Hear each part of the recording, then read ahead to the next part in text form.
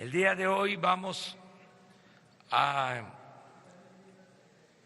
informar sobre el plan para liberar a presos políticos.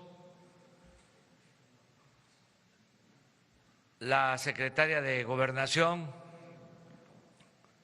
la licenciada Olga Sánchez, va a informarles sobre este tema, porque así lo acordamos el día de ayer. Vamos a dar respuesta a la inquietud, pregunta, duda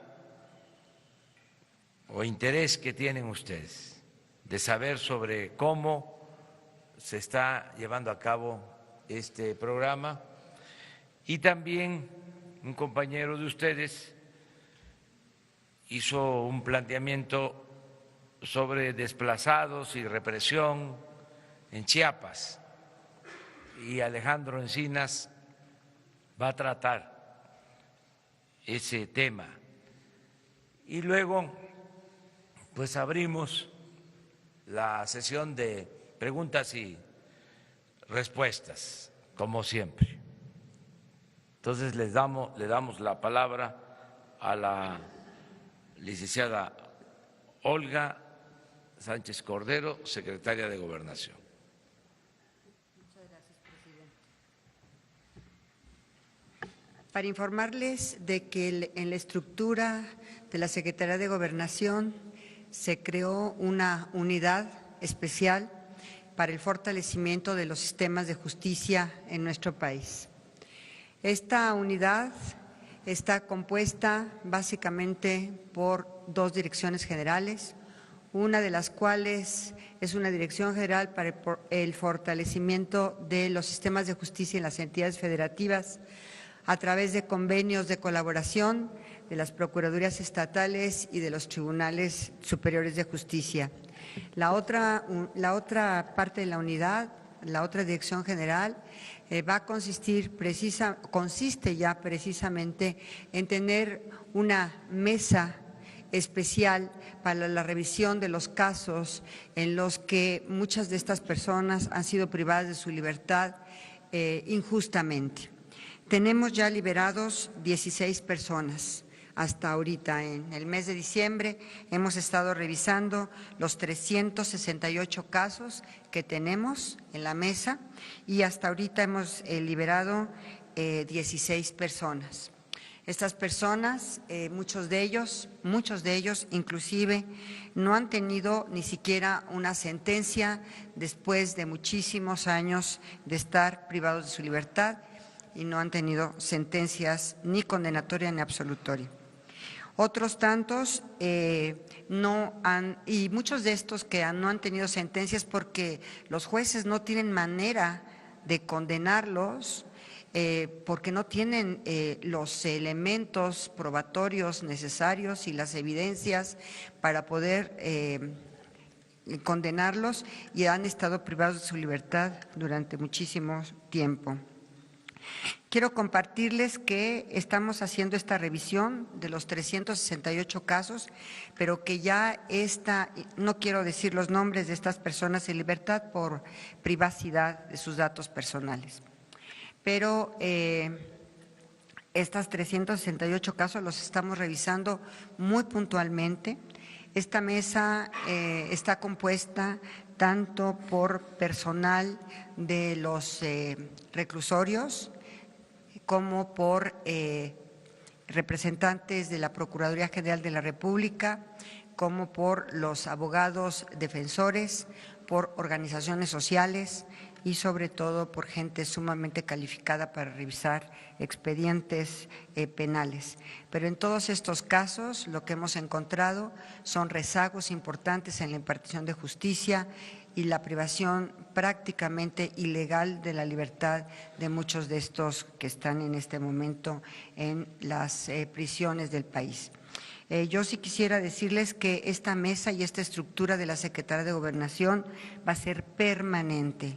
Cuando menos en esta administración pensamos que esta situación y esta creación de esta estructura será permanente. Si algo que ha tenido la población en todo este tiempo ha sido una falta de respuesta del sistema de justicia, tanto a nivel local como a nivel federal. Y lo que queremos es precisamente que todas estas personas tengan ya una respuesta por parte del Estado en relación a cada uno de estos casos. Queremos hacerlo con mucha celeridad y a la brevedad posible, sin embargo, esto lleva tiempo. Hasta ahorita hemos recibido estos 368 casos, pero creo que vamos a buen ritmo porque en este mes de diciembre se liberaron 16 personas. Entonces, creo que hemos estado haciendo el trabajo y hemos estado, por instrucciones del señor presidente de la República, revisando casos de estas personas que han sido privadas de su libertad prácticamente injustamente o que no han tenido sentencias durante muchísimos años y han sido están en prisión y no han tenido siquiera una respuesta por parte de los tribunales en relación a las sentencias condenatorias o absolutorias en su caso. No sé si hay alguna pregunta. Sí, por favor.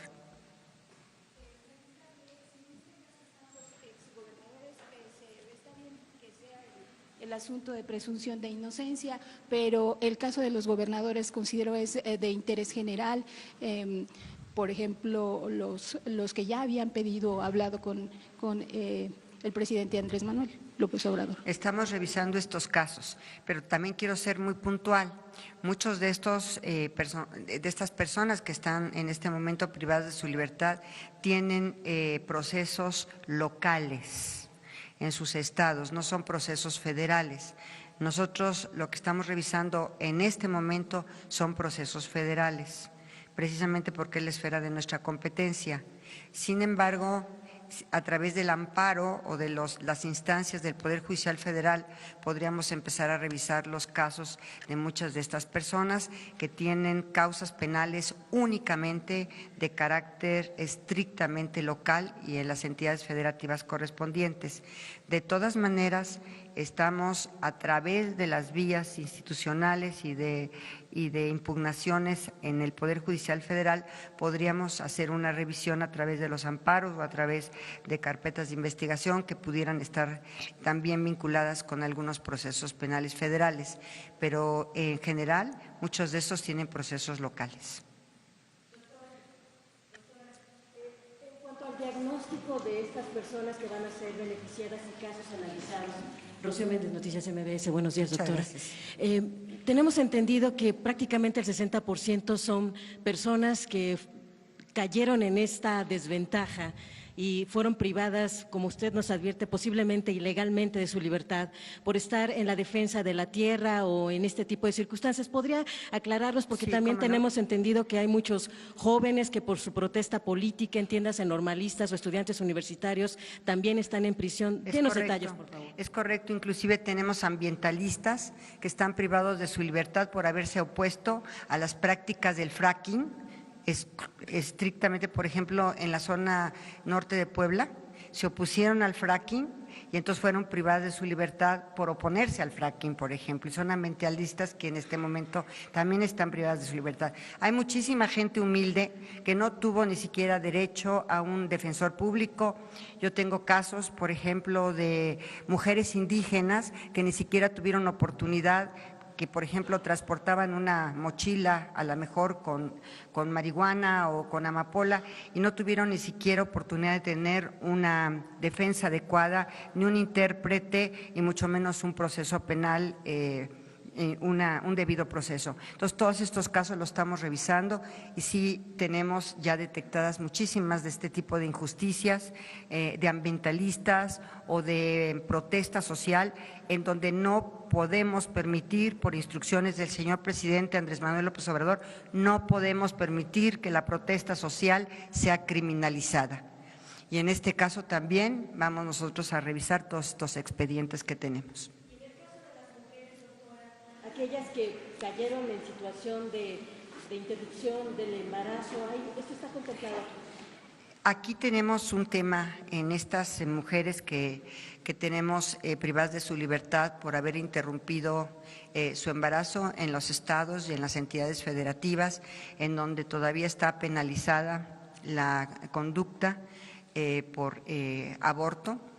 Y en este caso, el problema que tenemos es un problema de competencia federal y de competencia local, porque las entidades federativas, cada una de ellas en sus diversos códigos penales, es el que tipifica estos delitos y son procesadas en instancias locales. Entonces, aquí tenemos el tema de que muchas de ellas pues son procesos en sus diversas entidades federativas. Por supuesto que este es uno de los grandes temas que nosotros estamos tratando de analizar y probablemente apoyándolas en el amparo con defensores públicos, podríamos nosotros lograr que ya lograran saltar, digamos, la instancia local para llegar a la instancia federal y pudiéramos nosotros tener una posibilidad de revisar estas causas penales a través de la justicia federal y de las procuradurías y del sistema de justicia ya del Poder Judicial Federal. De 368 casos, ¿a cuántos corresponden? ¿A mujeres? ¿A indígenas? Tengo la lista, aquí está, pero de verdad, por razones de privacidad y datos personales de todas estas personas que han solicitado estar dentro de la mesa de análisis, y seguiremos todo el sexenio revisando los casos y vamos a ir revisando caso por caso. Sí puede haber un desglose de cuántos casos, no que nos digan los nombres, pero sí cuántos casos hay. Tenemos 368 casos ahorita en revisión. ¿Cuántos son? ¿De cuántas mujeres? Pues está aquí la lista, no he contado cuántas son mujeres y cuántos son hombres, pero aquí están. Dice que van avanzando. ¿Perdón? La lista de los… La distinción, con mucho gusto, cuántas mujeres y cuántos hombres, con mucho gusto, nada más es cuestión. También por tipo de delito. Sí, muchos de ellos están privados de su libertad, precisamente por esta oposición al fracking. Ahí en este caso tenemos que tener desistimientos de la parte agraviada, que es la Comisión Federal de Electricidad, por ejemplo. Entonces cada caso es particular y cada caso es diferente.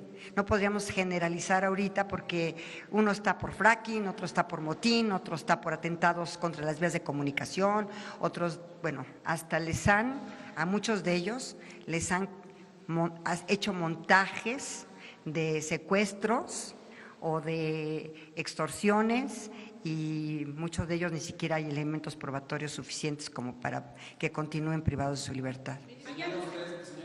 De que van avanzando rápido, adelante, señor, que van avanzando rápido en la Pues 16 casos. Sí. ¿Tendrá usted un comparativo de cuántos se liberaron en el gobierno anterior o cómo se Yo creo que en el marcha? gobierno anterior no había este tipo de instalación de una mesa como la que, por instrucciones del presidente Andrés Manuel López Obrador, hemos instalado en la Secretaría de Gobernación. Ha sido una insistencia constante del señor presidente de que todos estos casos se revisen porque muchos de ellos no hay delito de presos políticos, pero por manifestaciones en contra del sistema o por incluso ambientalistas están privados de su libertad. Sí, ministra, nada más preguntarle en este caso, a raíz de las reformas estructurales que se aprobaron, son muchos de estos presos políticos y preguntarle de los 16 que se liberaron sin que nos dé sus nombres, preguntarle cuántos están relacionados con el tema de la reforma educativa. Gracias. Algunos de ellos, no todos, pero sí algunos de ellos. Las reformas perdón, Agustín Velasco de 1TV, las reformas estructurales aprobadas en el sexenio pasado arrojaron entonces esta cantidad de presos políticos, es decir, la reforma energética, la reforma educativa, etcétera. Bueno, les estoy dando el ejemplo del fracking. Los que se han opuesto al fracking allá en la zona norte de Puebla, estamos revisando sus expedientes, pero por ejemplo, estas personas, quien tiene que desistirse es la Comisión Federal de Electricidad, por ejemplo.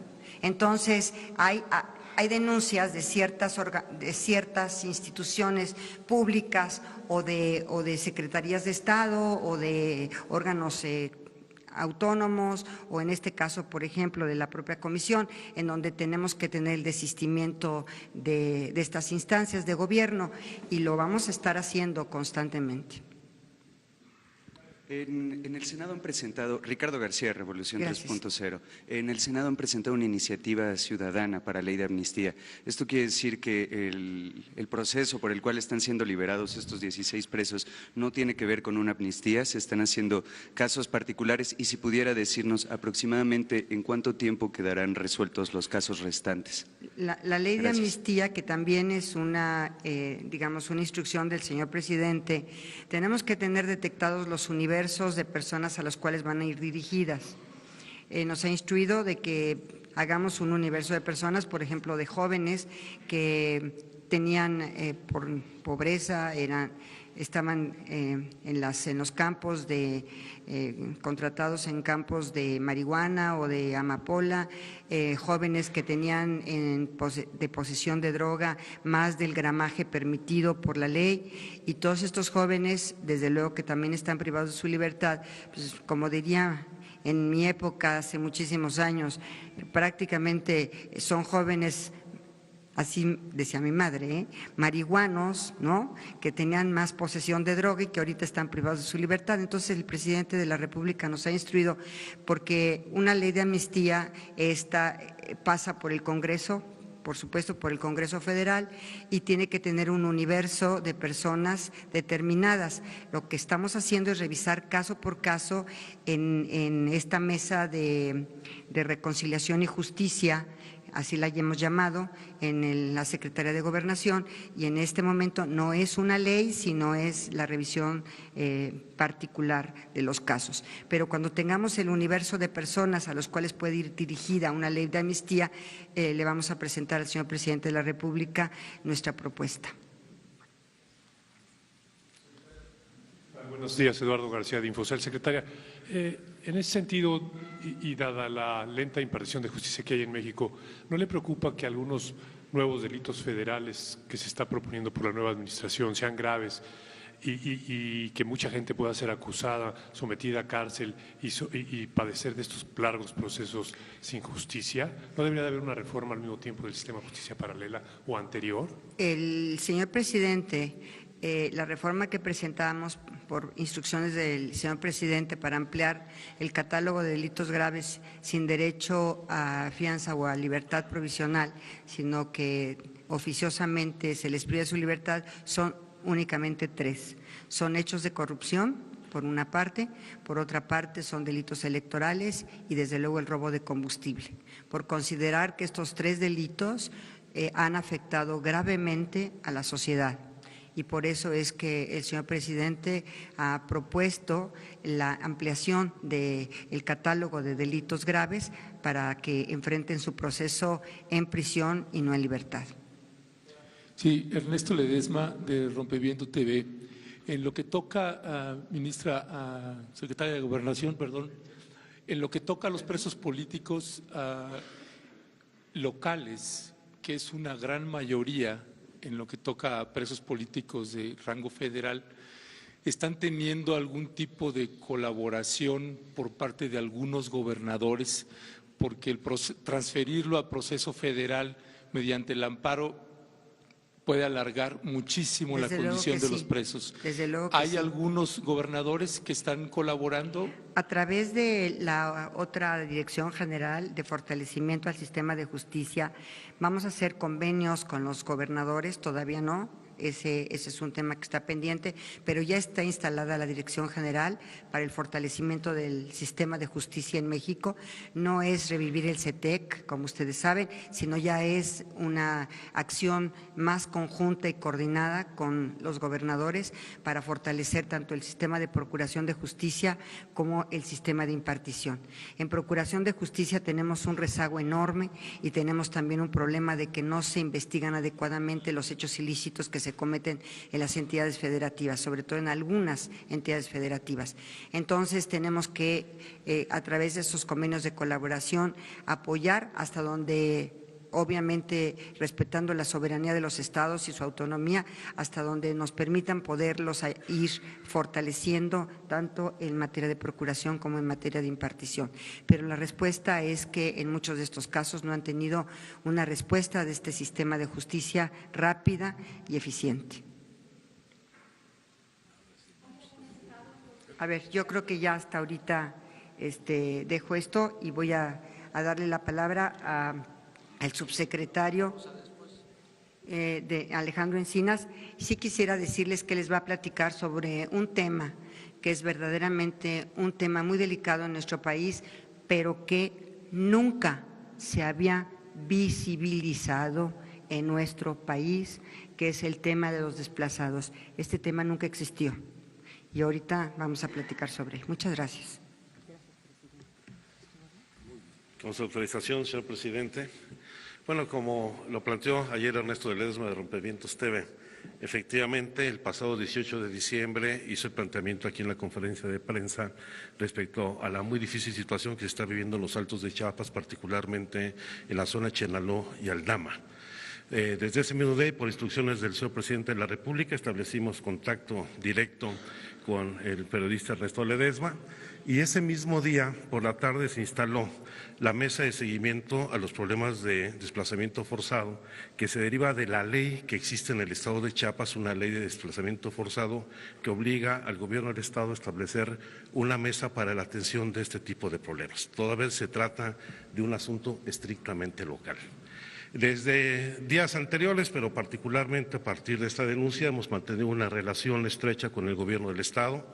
El propio 19 de diciembre me reuní con el secretario de Gobierno del Estado, donde establecimos un mecanismo de seguimiento y atención a este problema.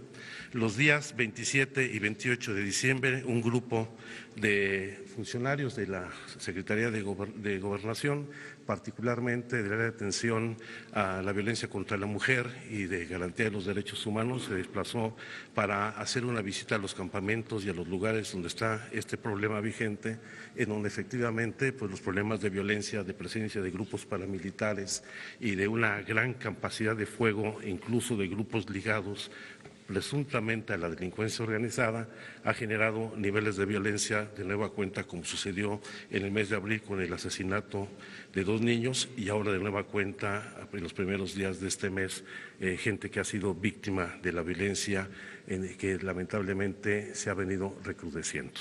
Estamos atendiendo esta situación en el ánimo no solamente de considerar las partes en donde hay un litigio por un conflicto agrario que se agudizó en el momento en que el Tribunal Superior Agrario otorgó una compensación de cerca de 15 millones de pesos que alentó lamentablemente la confrontación en esta disputa por un predio de alrededor de 60 hectáreas, pero habrá que hacer una acción institucional en apoyo al gobierno del Estado de Chiapas, donde se involucrará el conjunto de las dependencias del gobierno federal.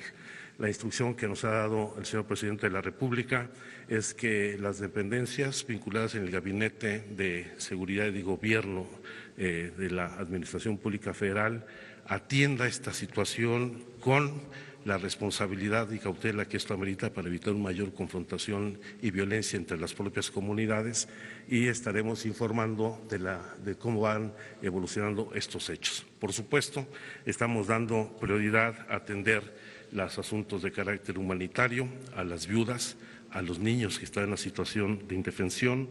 Por supuesto, se atenderá las recomendaciones de la Comisión Interamericana de Derechos Humanos, que otorgó ya las medidas cautelares, al igual que la Comisión Nacional de Derechos Humanos, y en su oportunidad, pues ustedes irán conociendo de la intervención de las distintas dependencias del Gobierno federal. Es cuanto.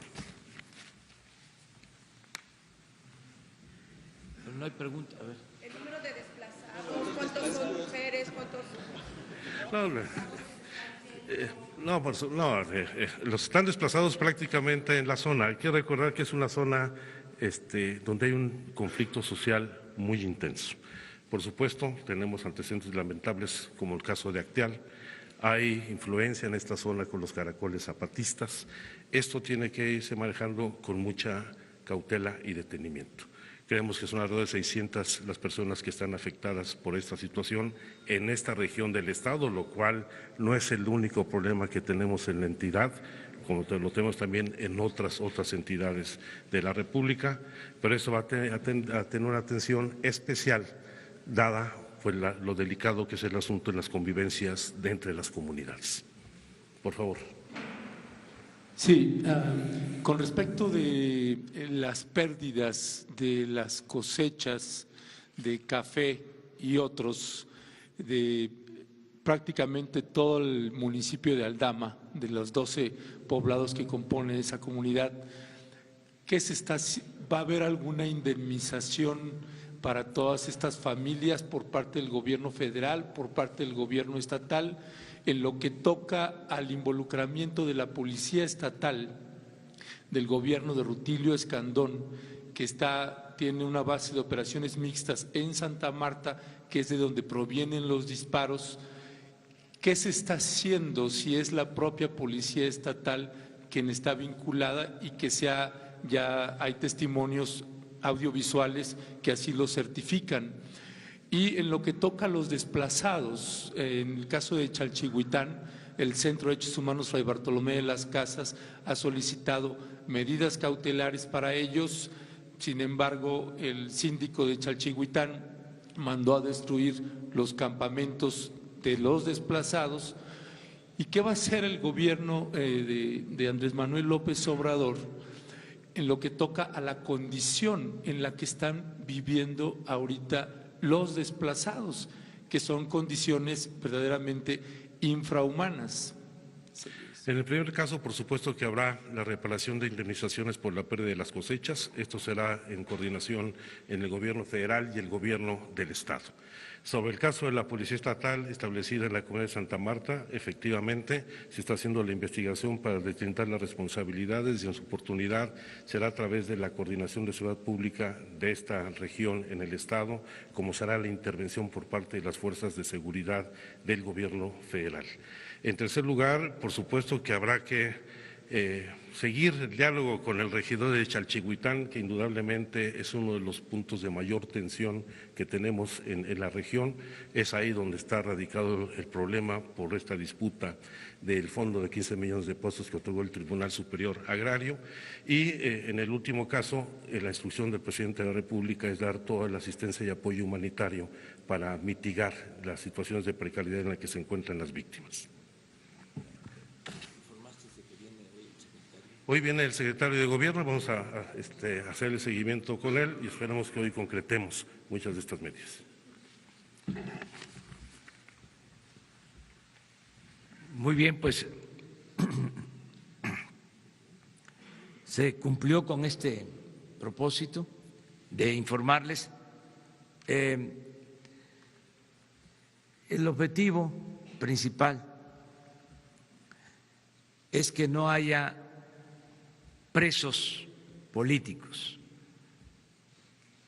que ningún ciudadano sea víctima de represalias por su manera de pensar,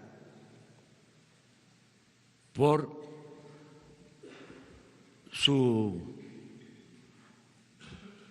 postura política, que no se utilice ninguna institución del Estado para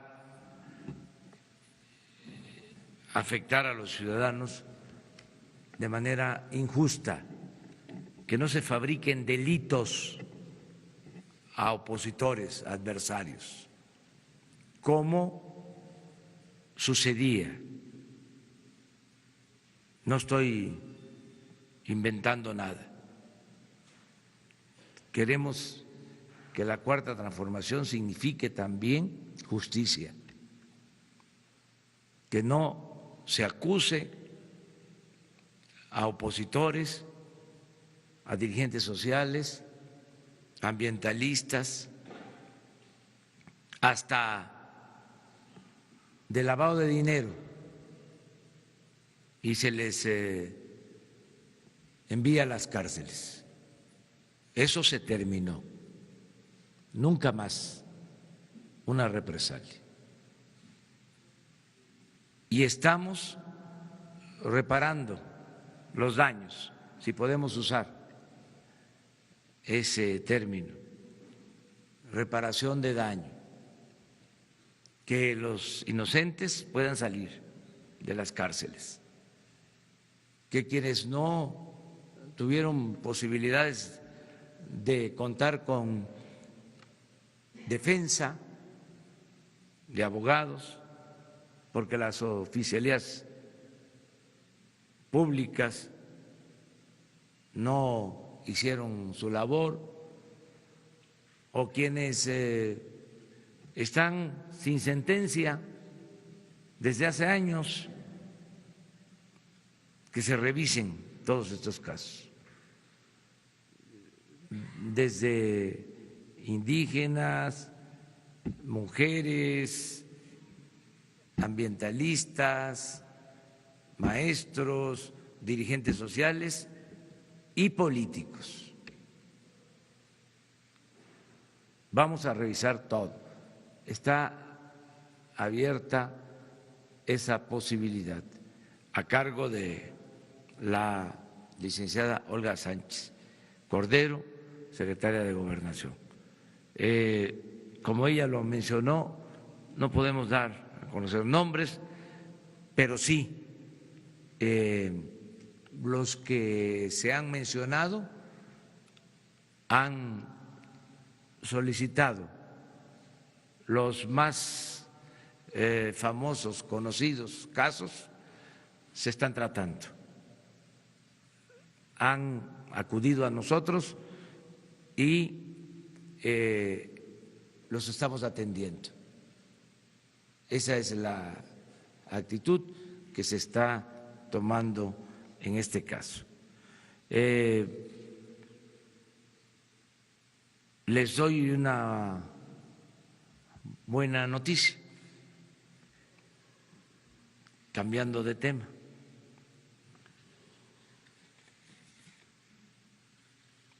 Vamos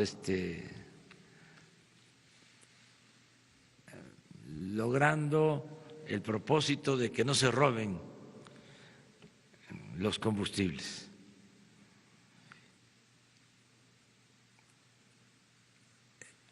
Antes del plan de robo de gasolinas, en promedio eran 787 pipas diarias. 787 pipas diarias. Con el plan se ha bajado a 177 pipas diarias, es decir, 610 pipas menos diariamente.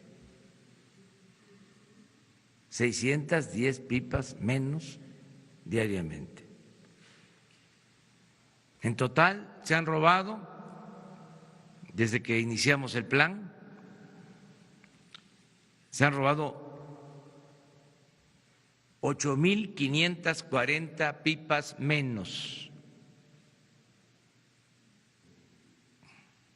Si se colocaran las pipas una tras otra, son como 80 kilómetros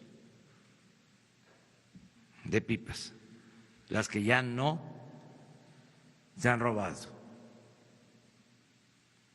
En dinero ha significado un ahorro de 2.500 millones de pesos.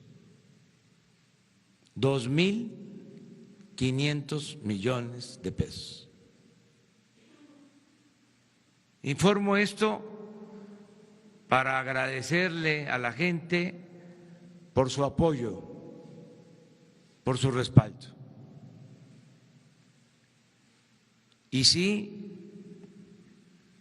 han habido molestias en algunos lugares, no ha sido generalizado, pero no ha sido en vano. Si los ciudadanos nos siguen apoyando, nos siguen respaldando, vamos a acabar con la corrupción, que ese es el propósito. Cero corrupción, cero impunidad. Ahí están los resultados.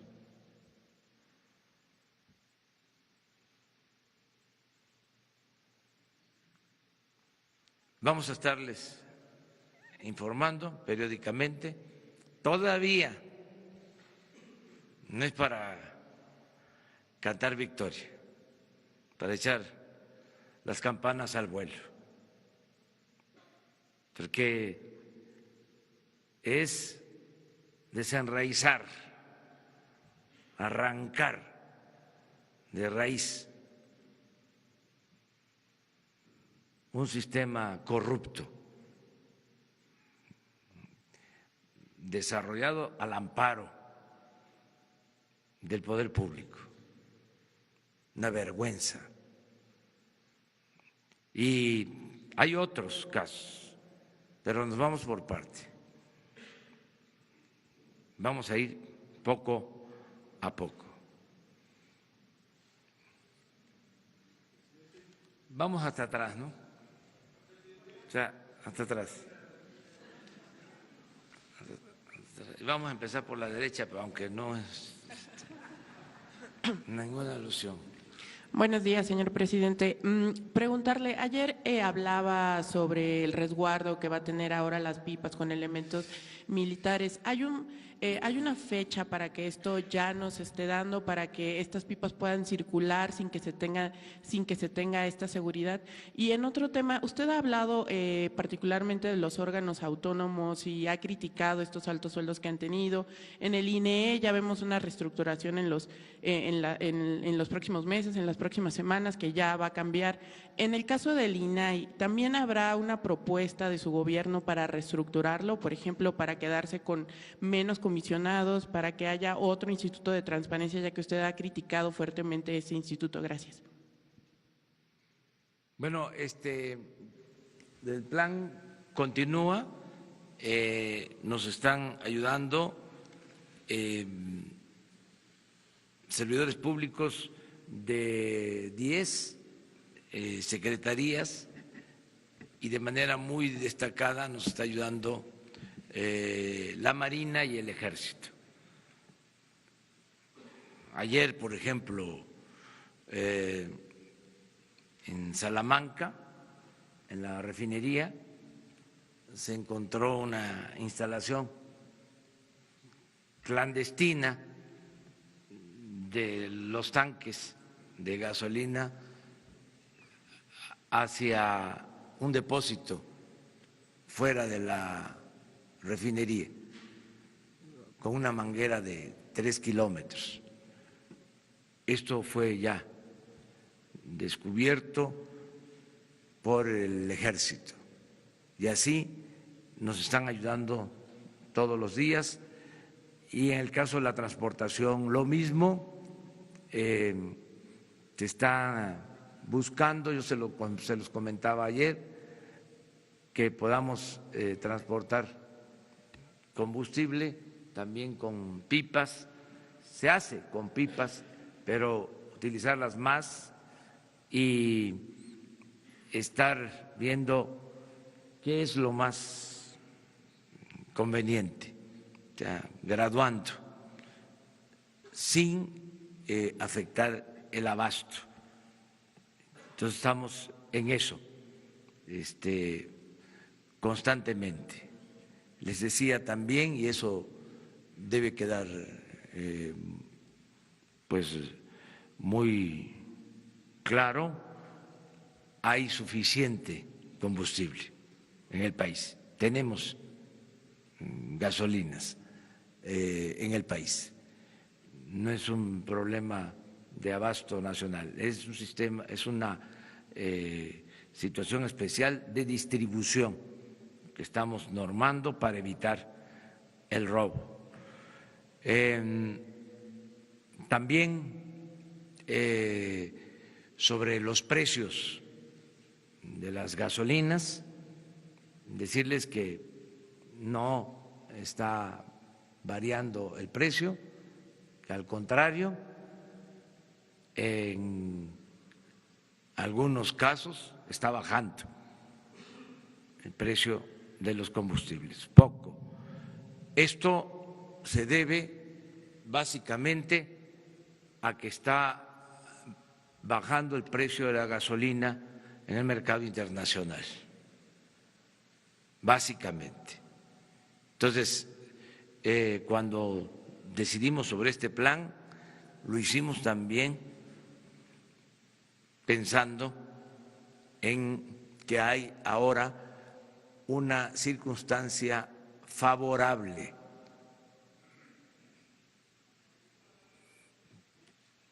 de precios bajos de combustibles a nivel internacional. No olvidemos que desgraciadamente por el abandono a Pemex, por el saqueo a Pemex, por la política de pillaje que significó el llamado neoliberalismo, estamos comprando los combustibles en el extranjero. Se compran 600,000 barriles diarios de combustibles, de gasolinas en particular, de 800,000 barriles que consumimos diariamente, se compran 600,000. Entonces ahora, por fortuna, por suerte, ese combustible que se está comprando se adquiere a precio bajo. Además, se está comprando ya mejor el combustible. Un día vamos a hablar ampliamente sobre este tema. Entonces, esto nos permite tener abasto y al mismo tiempo mantener los precios. La seguridad, disculpe. ¿Hasta cuándo habrá? Hasta que se normalice. ¿Pero hay una fecha que su gobierno ya tenga planteado? Bueno, vamos a estarlo viendo aquí con ustedes. Se le va a dar seguimiento. Una regla de oro de la democracia es la transparencia. Aquí todos los días vamos a tratar los temas. Y sobre el INAI, señor, ¿habrá una propuesta? Sí, no queremos nosotros intervenir en organismos autónomos. No está en el plan nuestro el que se reestructuren, se achiquen o desaparezcan organismos o instituciones autónomas. Tenemos diferencias, pero no es eso para nosotros prioritario. Lo que estamos pidiendo, ya se logró, es que redujeran sus gastos los organismos autónomos. Esto lo hizo el Poder Legislativo, porque ellos dieron el ejemplo, ya hablamos de ese tema, que los senadores, los diputados redujeron sus gastos, todo lo que es el Poder Legislativo, y esto llevó a que otros organismos, otras dependencias autónomas hicieran lo mismo, o en el Congreso, en la Cámara de Diputados, se hicieran los ajustes al presupuesto. Y todos estamos en el plan de austeridad republicana. Aquí en la presidencia vamos a ahorrar. Yo les informo que el año pasado se autorizó un presupuesto que no fue el devengado, porque eso todavía está por verse, pero el autorizado fue de 1.800 millones, para este año ya son 1.500, y yo espero que ahorremos una cantidad considerable. Y no tengo la menor duda, porque ya no hay pues todo el aparato que había. Imagínense, nos acaban de entregar de la antigua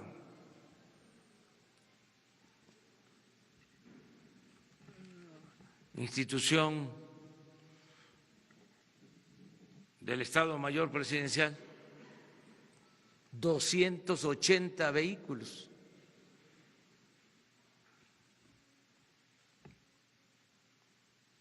Como 80 camionetas blindadas,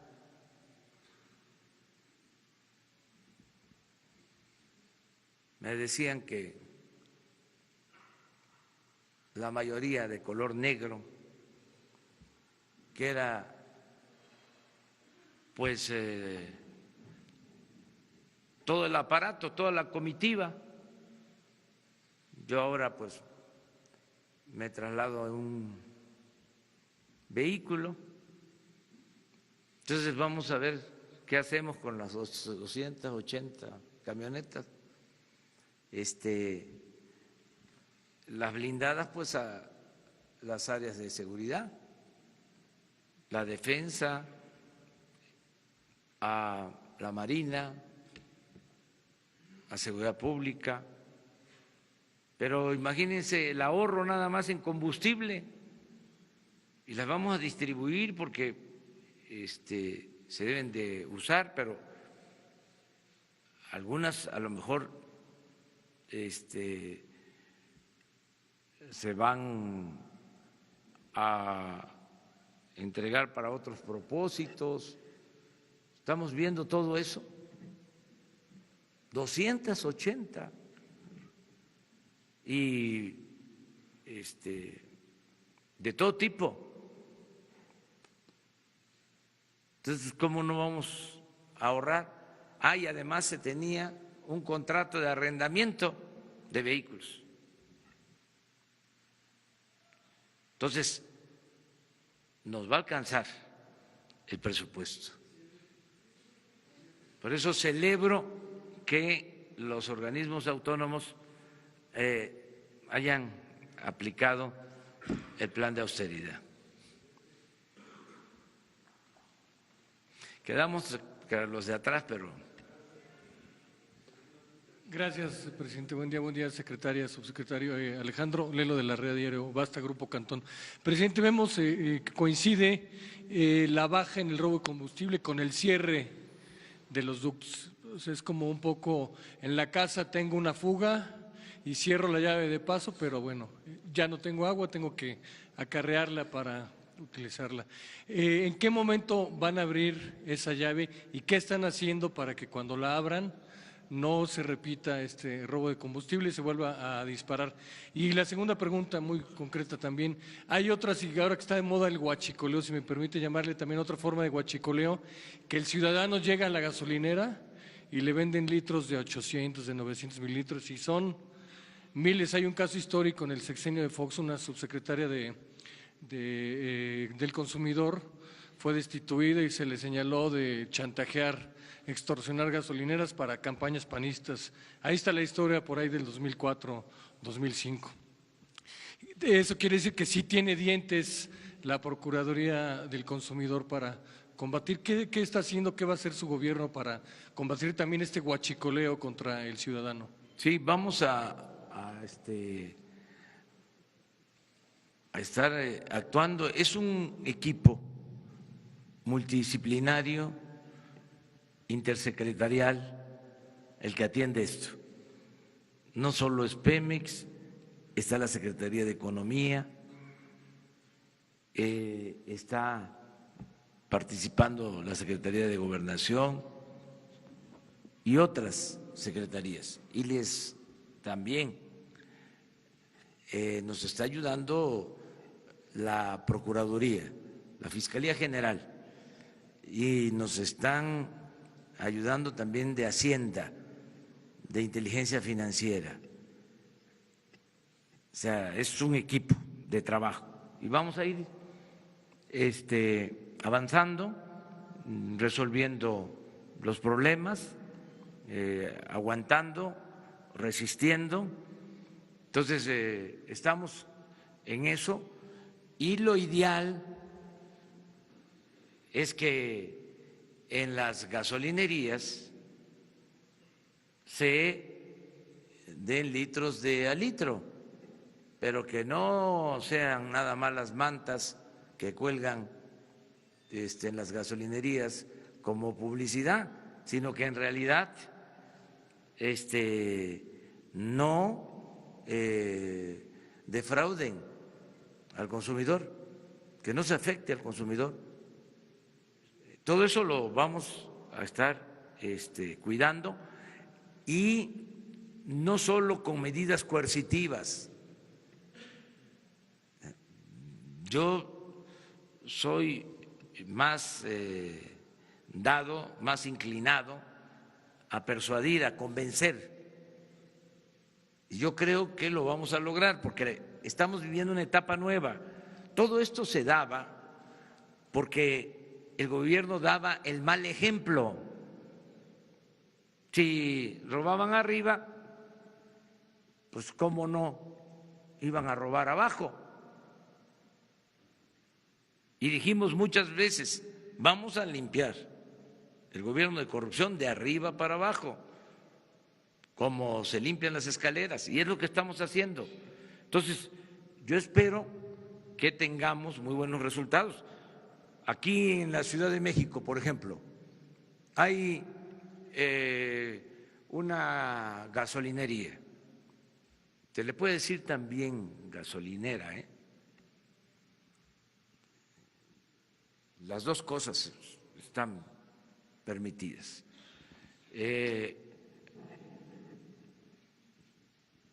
Hay una que es ejemplo, la de la Marina.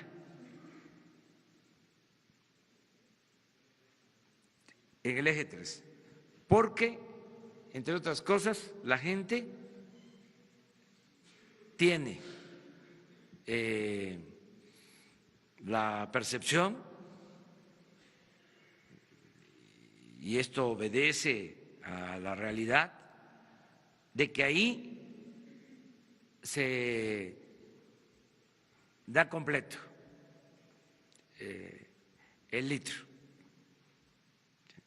Entonces, en general, todos aportarnos bien, todos aportarnos bien. De todas maneras, vamos a estar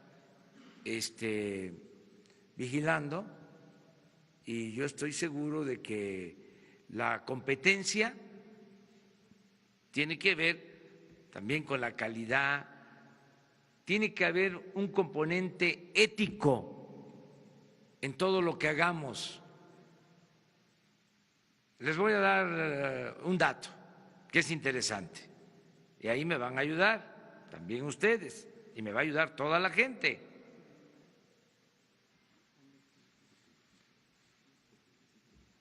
Hablaba yo de que está bajando el precio de las gasolinas a nivel internacional.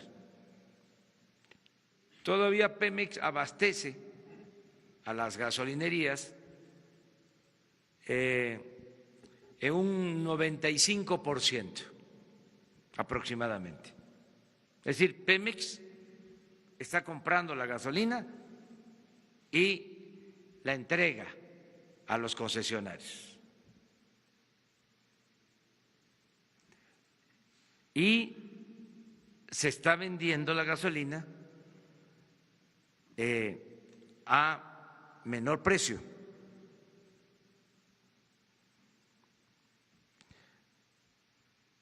Estamos observando nada más si ese ahorro se transfiere, se traslada al consumidor. Eso depende de la ética también. No vamos nosotros a cambiar el sistema. Queremos que haya competencia y que sea libre mercado. pero que no vayan a abusar en los márgenes de utilidad. Sí se entiende, ¿verdad? Entonces, vamos aquí a estar viendo eso, de cuánto se vende de gasolina, a qué precio, cuántos son los márgenes de utilidad y cuál es el comportamiento. O sea, para que haya verdadera competencia. Si hay competencia, se ayuda, se beneficia el consumidor. Entonces, todo esto va a significar más transparencia en todo sentido y más debate y diálogo. Ayer, por ejemplo, que mencioné que nos costaba más barato trasladar la gasolina por ductos, pues es una cosa obvia, ¿no? Y que luego los buquetanques y que luego el ferrocarril y que era más cara el traslado de combustibles, era más caro el traslado de combustibles por pipas, inmediatamente, ¿no?, los analistas adversarios diciendo que, bueno, sí, ya no se usan los ductos, pero ahora sale más caro trasladar la gasolina por pipas. Pues sí, pero es muchísimo más caro que se la roben. O sea, de sentido común, que es a veces el menos común de los sentidos, de juicio práctico. Pero es buena la polémica, o sea, el que podamos debatir para saber cómo van las cosas. 3 más, ya. Presidente, yo le quiero preguntar por un personaje en este tema del cuidado de los ductos. El general Eduardo León Trawitz, que fue el encargado durante el sexenio pasado de Pemex Seguridad, él había sido jefe de escoltas del expresidente Enrique Peña Nieto desde su época como gobernador del Estado de México, y luego ya que pasa al gobierno federal le da el encargo de cuidar los ductos de Pemex. ¿Qué tanta responsabilidad se le ha encontrado a este personaje en este asunto del huachicoleo, tanto arriba como abajo? ¿Ya lo cambiaron de encargo o siguen el encargo todavía de cuidar los ductos de Pemex? Gracias. A ver, que levanten la mano de manera democrática y en honor a la verdad que es revolucionaria, la mentira es reaccionaria. A ver, que levanten la mano los que sabían de este personaje. 1. Pues sí existe el general, pero no se sabía nada. ¿Sí? Ahora se sabe porque se le menciona en asuntos que tienen que ver con la seguridad de Pemex. Él estaba a cargo de la seguridad de Pemex.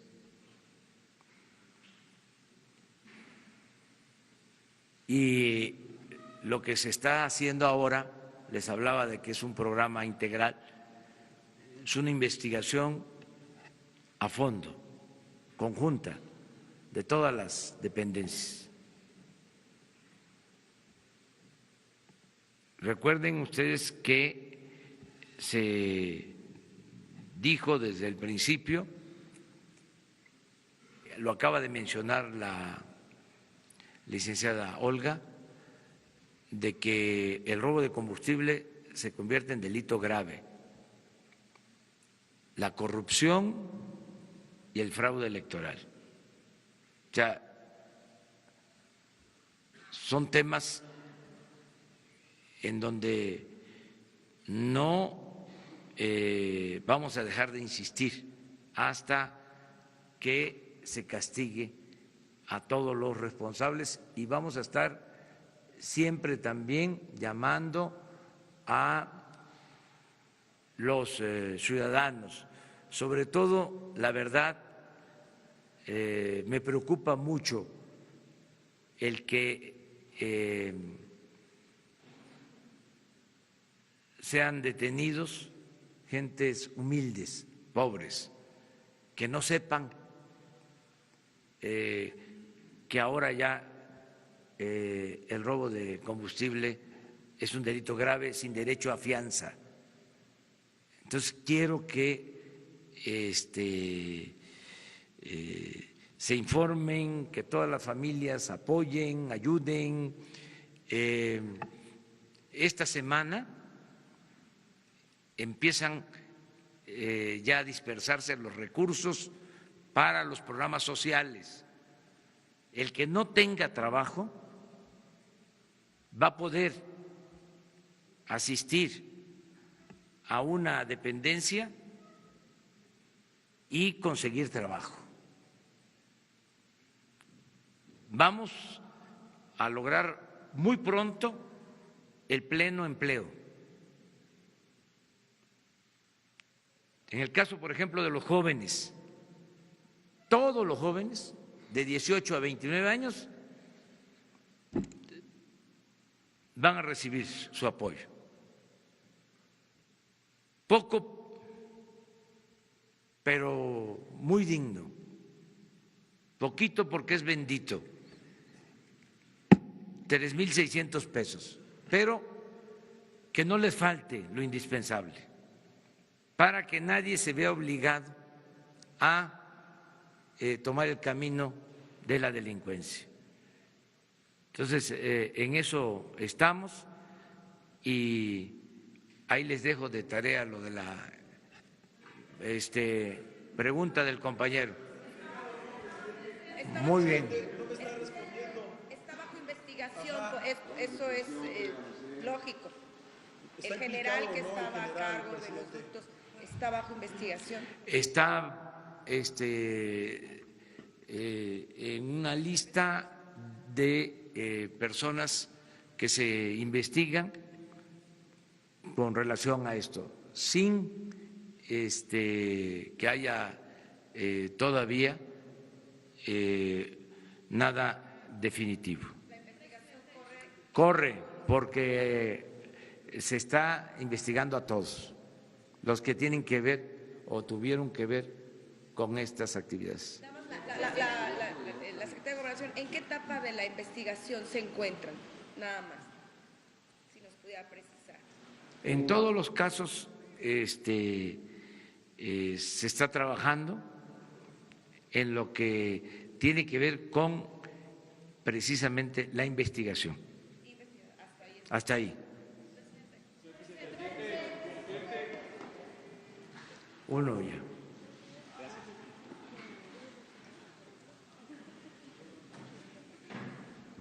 Buenos días, señor presidente. Jorge Franco, de 724. A través de las redes sociales recogemos constantemente la inquietud de la gente, quien quiere saber avances en la estrategia en materia de seguridad pública, la inseguridad que ellos viven a diario. Esto nos lo piden constantemente. Sabemos que el secretario Durazo ha señalado la fecha de 3 años para recuperar la paz y la tranquilidad. Sin embargo, bueno, ¿cuándo se rendirá este informe? Si nos pudiera dar algunas cifras un poco más detalladas, será hasta los 100 días que den algún informe ya al respecto, pero mientras tanto, ¿qué avance le puede comentar a la gente, por favor? Pues ya se acordó que todos los días tengan ustedes información sobre lo que sucede en homicidios, en robo de vehículos y en el robo de combustibles. Eso está transparente, la información que nosotros recibimos por la mañana ya se puede revisar y vamos a dar un reporte cuando tengamos la cifra oficial que se da alrededor del día 20 de cada mes. A partir de ahí damos un informe sobre homicidios. Sí, en general, o sea, homicidios, y se va a presentar toda la información. Nosotros seguimos básicamente, sí, por lo que ya expliqué en un momento dado, que se apega más a la realidad, que no hay cifra negra, ¿sí? Homicidios, que incluye feminicidios, desde luego, homicidio, robo de vehículo. ¿Por qué el robo de vehículo? Porque siempre se denuncia el robo, o porque hay un porcentaje considerable de vehículos asegurados, entonces siempre hay denuncia, y el robo de combustible. Muchas gracias.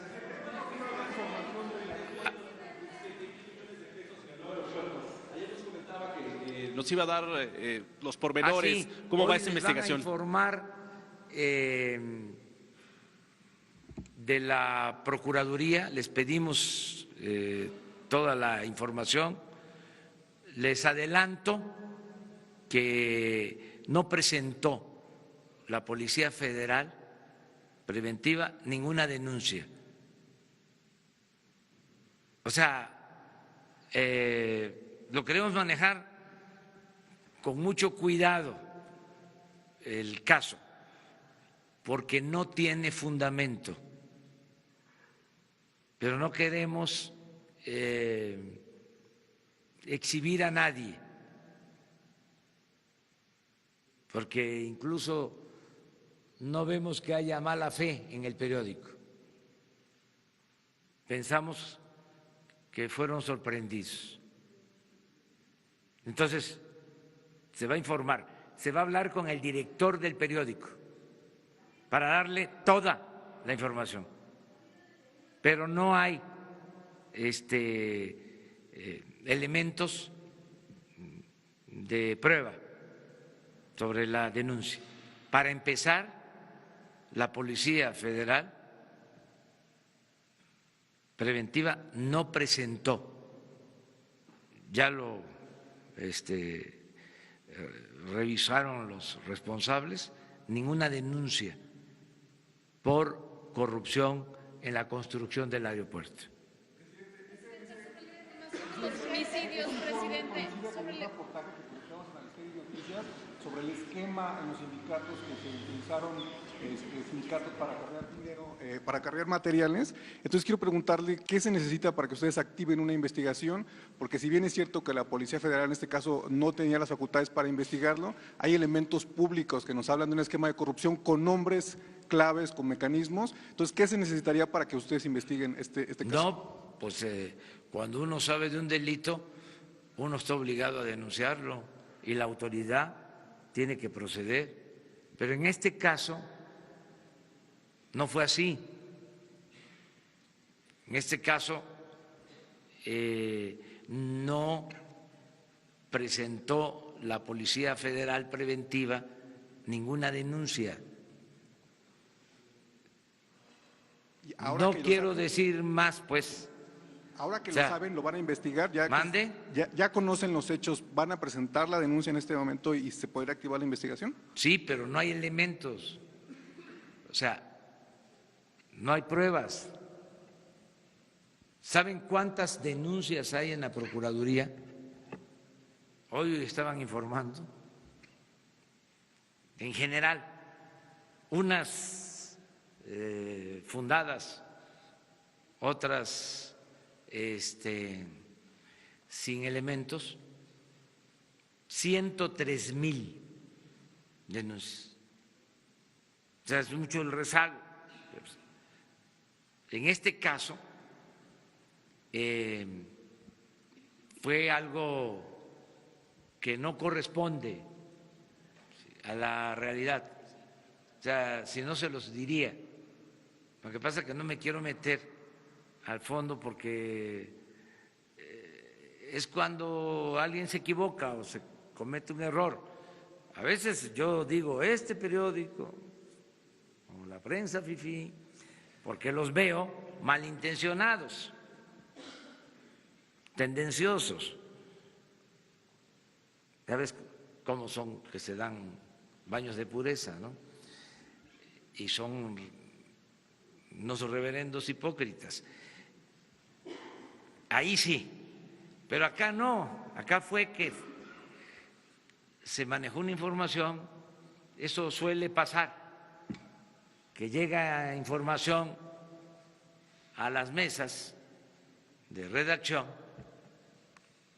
por distintas causas. Yo estoy seguro que el director del Universal no sabe de esto. Lo que vamos a hacer, y eso fue lo que instruí, es que se le informe. Pero ustedes no lo van a investigar entonces, este caso, lo desestiman. Si está en la Procuraduría, lo tiene que hacer la Procuraduría. Pero de entrada, no es cierto que la Policía Federal Preventiva haya presentado una denuncia por corrupción en la construcción del aeropuerto. Punto. Ya más no se puede. Pero es que todos nos equivocamos, todos, y lo que tenemos que aceptar es el derecho a la réplica y también rectificar, no caer en la autocomplacencia, que ese es otro asunto que tiene la prensa fifí, que no rectifica y se regodea de la autocomplacencia. O sea, son jueces, ¿no? Sentencian, emiten veredictos, juicios sumarios y no son capaces de rectificar. Imagínense lo que hicieron últimamente, que en los días que llevábamos, en un mes, había crecido, se había incrementado el crimen en 60%.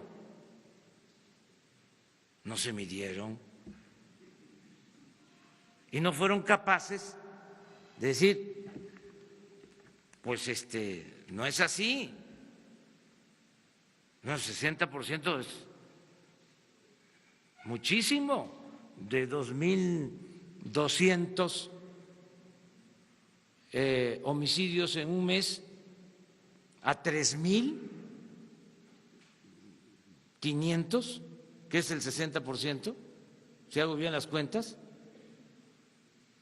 No, pues estaría yo preocupadísimo, pues no estaría yo tranquilo.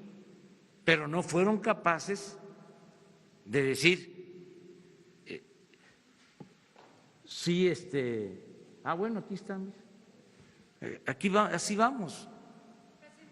Entonces, pero esto no es 60%. Pero ya nos desviamos del tema. O sea, nos vemos mañana. Muchas gracias.